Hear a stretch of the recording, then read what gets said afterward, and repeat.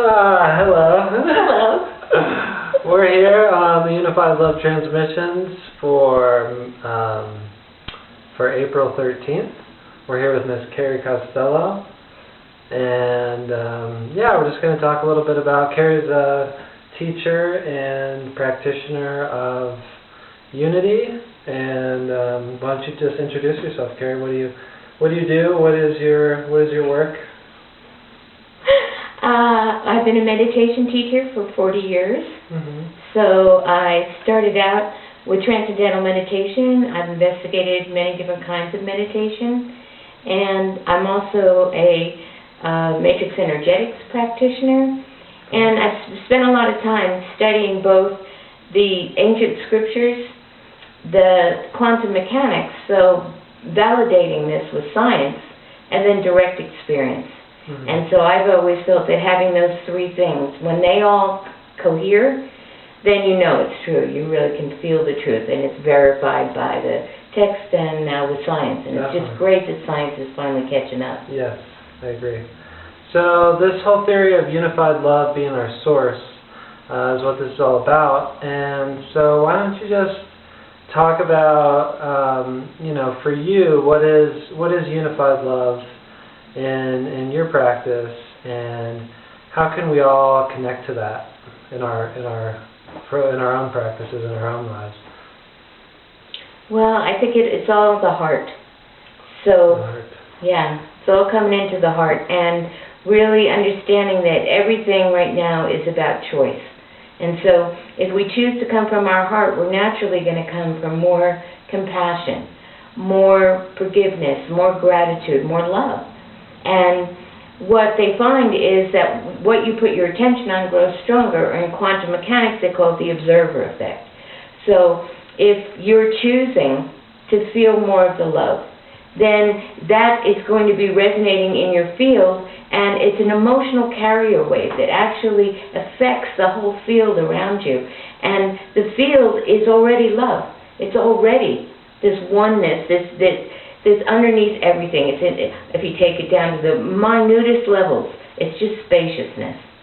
It's like you think, oh, a cell, it's going to be, really tight. No, you go into the cell, and there's a tiny little nucleus and, a couple little specks of dust that would be around it. And then the rest would be just huge. The cell would just be space. And that spaciousness is everything. It's underneath everything. It is everything. It's holding everything. It's together. Just this unified field. It's what Einstein was looking for.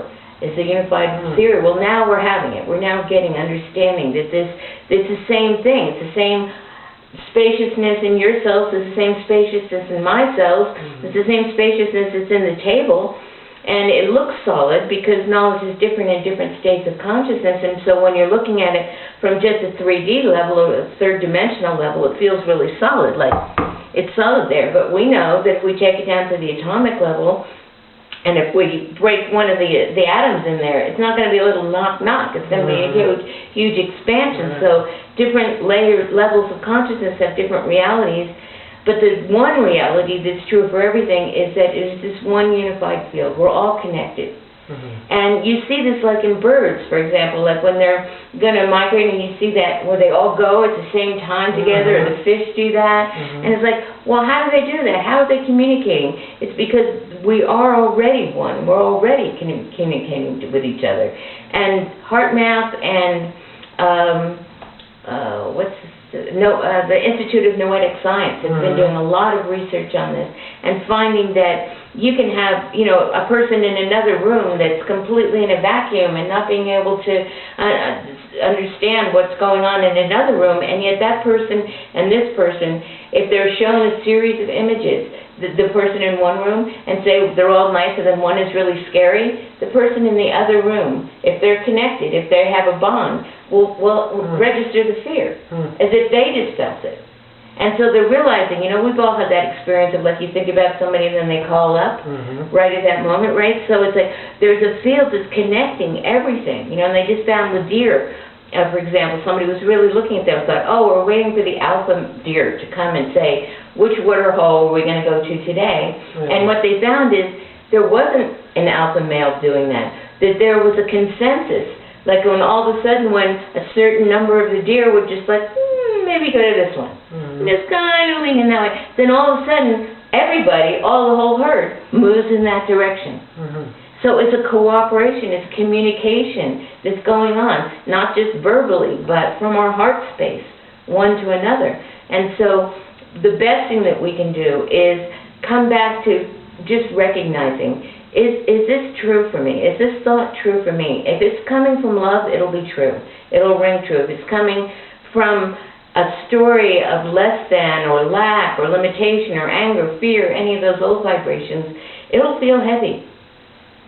And if you choose the heaviness, well, then you're going to be vibrating the heaviness and you will attract to you more of that same vibration. If you choose the love, not only will you be then vibrating love and will attract more good to you, but you'll also be dispersing this out into this unified field. And I was part of the many experiments we did with the TM organization, Transcendental Meditation, where we would go to a city, like we went to Washington, D.C., and we got the police chief involved. And we said, you know, what's normal for this season for crime rates? You know, and taking out as many variables as we could, like the full moon or whatever, you know, is going on. And we said to him, we're going to lower your crime rate. And he's like, yeah, whatever, you know. Well, we did. And there's all these scientific ways to validate that, and I don't know the science of it, but it was really clear that all of a sudden the police chief could come out and it's like, well, this is what we had all these other years, and there's a significant drop in the crime rate. Why? Because we were meditating and we were sending into the quantum field this love vibration. And so not only were there less crimes, there was less admissions to the hospitals. There was less people calling in sick to work.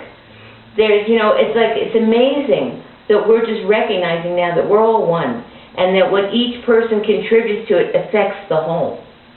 And so the unified field, the best thing that we can do always is to come back into our heart and just check in. Is this the most loving, the most caring, the most compassionate, the most peaceful thought I could be having? And if it isn't, you know, just ride it, just be with it, just allow it to be what it is and let it dissipate. You know, you don't push it away, you don't mood make and make those thoughts wrong, but you want to come back as soon as you can to like, okay, now I'm at neutral, what do I want to choose? And then you want to put your gear into love, you know, into the light, into the positive emotions, because we know when you have positive emotions, you have positive hormones that run through your body. We know that when you're in stress, you have all sorts of, you know, adrenaline, cortisol, all sorts of stress hormones that get activated. And in the ancient times, you know, it was, you know, we'd have a big saber-toothed tiger or something coming at us. Everything would get turned on, the adrenaline and everything, because you got to run, you got to fight, or you got to hide, you got to flee, you know, one way or the other, you got to fight or flight. Well, now it would be just turned off as soon as the tiger went away. But in our society, it's like the stress hormones are on all the time. We're like feeling stressed all the time. So if you stop, you take 10 deep breaths. It's an old ancient, you know, remedy that people would say, you know, before you say anything, you know, if you're angry, take 10 deep breaths, right? Yeah, so take 10 deep breaths and just drop into your heart with it. And just allow that breath, a deep breath, to calm the body, because it does. It calms the body, and then now you're able to activate the frontal cortex, and that's coming from ideas, that's opportunities, that's new ways of looking at it.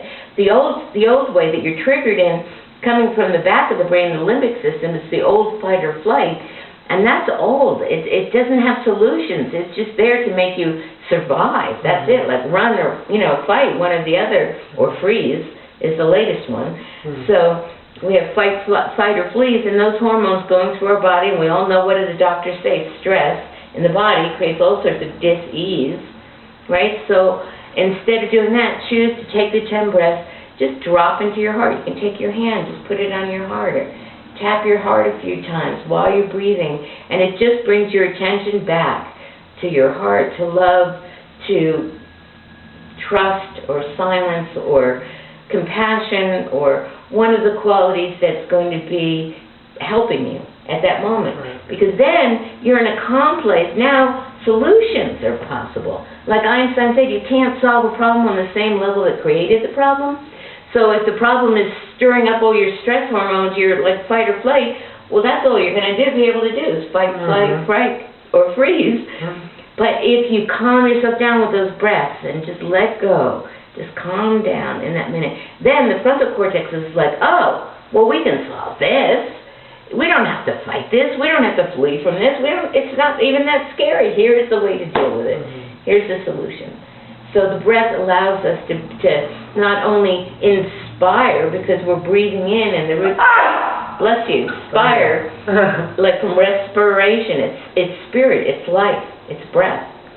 And so if you're inspiring, you're breathing in, that connects you with your inspiration. It connects you with the part of your brain that's going to give you solutions.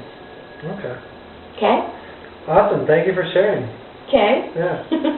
Thanks for watching, everybody, and lots of love. Lots of love.